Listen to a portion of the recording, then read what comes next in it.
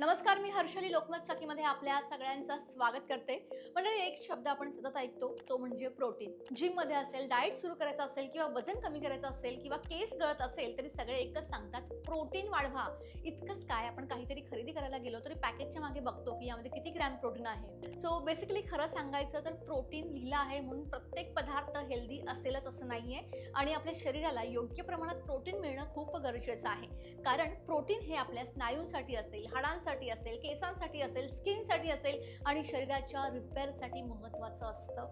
म्हणून आज आपण जाणून घेणार आहोत असे 10 पदार्थ ज्यामध्ये प्रोटीन भरभरून आहे, म्हणजे चांगल्या प्रमाणात आहे. सो सगळ्यात टॉपला आहे अंडी. अंड्यामध्ये चांगल्या दर्जाचं प्रोटीन असतं. विशेषतः अंड्याचा पांढरा भाग प्रोटीनसाठी ओळखला जातो. सकाळच्या नाश्त्यामध्ये अंडी घेतली तर पोट जास्त वेळ भरल्यासारखं वाटू शकतं आणि हा प्रोटीनचा एक चांगला ऑप्शन आहे. त्याचबरोबर दुसरा पदार्थ आहे तो म्हणजे दूध. दुधाचे पदार्थ, दही, पनीर यामध्ये सुद्धा प्रोटीन असतं. विशेषतः पनीर हा वेज लोकांसाठी एक चांगला ऑप्शन मानला जातो.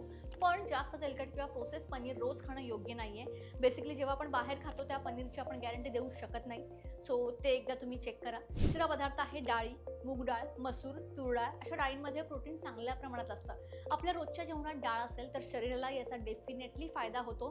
तुम्ही डाळींचे डोसे खाऊ शकता, यामध्ये भरपूर प्रमाणात प्रोटीन असतात. चौथा पदार्थ म्हणजे कडधान्य, हरभरा, राजमा, चणे, वाटाणे हे प्रोटीनचे चांगले स्रोत मानले जातात.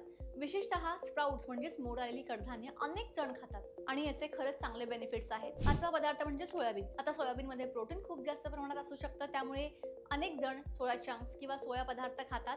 पण कोणतीही गोष्ट प्रमाणात खाणं महत्त्वाचं आहे, इतकं फक्त लक्षात ठेवा.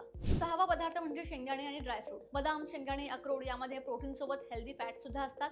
पण हे पदार्थ जास्त प्रमाणात खाल्ले तर कॅलरीज वाढू शकतात, त्यामुळे याची फक्त काळजी घ्या. अदरवाईज हा एक चांगला ऑप्शन आहे. सातवा पदार्थ म्हणजे चिकन आणि मासे. नॉनव्हेज खाणाऱ्यांसाठी हे चांगले प्रोटीन्स आहेत. विशेषतः ग्रिल किंवा कमी तेलात बनवलेले पदार्थ चांगले ठरू शकतात, ना की ते मसालेदार. सो नेक्स्ट आहे आठवा पदार्थ म्हणजे दही. अनेक लोक पचनासाठी दही खातात. दही मला सुद्धा खूप आवडतं. दह्यामध्ये प्रोटीन असू शकतं, शिवाय ते गट हेल्थसाठी सुद्धा फायदेशीर मानलं जातं. दह्यामुळे आपली पचन संस्था चांगली जाते, चांगल्या प्रकारे अन्न डायजेस्ट होतं, त्यामुळे दही हा बेस्ट ऑप्शन आहे. त्याचबरोबर नेक्स्ट आहे ओट्स. ओट्समध्ये फक्त फायबर नाही तर थोड्या प्रमाणात प्रोटीन सुद्धा असतं, त्यामुळे नाश्त्यामध्ये ओट्स हा अनेक लोकांचा पर्याय असतो. तुम्ही जिममध्ये गेला तर तुम्हाला ओट्स हे सांगितलेच जातात. सो ओट्स हा एक चांगला ऑप्शन आहे. 10वा पदार्थ आहे तो म्हणजे सत्तू. सत्तू पावडर आजकाल खूप ट्रेंडमध्ये आहे. त्यामध्ये प्रोटीन सोबत फायबर सुद्धा असू शकतं. उन्हाळ्यामध्ये सत्तूचं सरबत किंवा सत्तूचे पदार्थ अनेक लोक खातात. पण मंडळी, एक गोष्ट लक्षात ठेवा, फक्त प्रोटीन वाढवलं म्हणजे शरीर लगेच फिट होत नाही. शरीराला कार्बोहायड्रेट्स, हेल्दी फॅट्स, विटॅमिन्स आणि मिनरल्स सुद्धा तितकेच महत्त्वाचे असतात आणि प्रत्येकाला किती प्रोटीन लागेल हे त्यांचं वय, वजन, ॲक्टिव्हिटी आणि हेल्थवर डिपेंड करतं. त्यामुळे प्रत्येकाची रिक्वायरमेंट ही वेगळी असू शकते.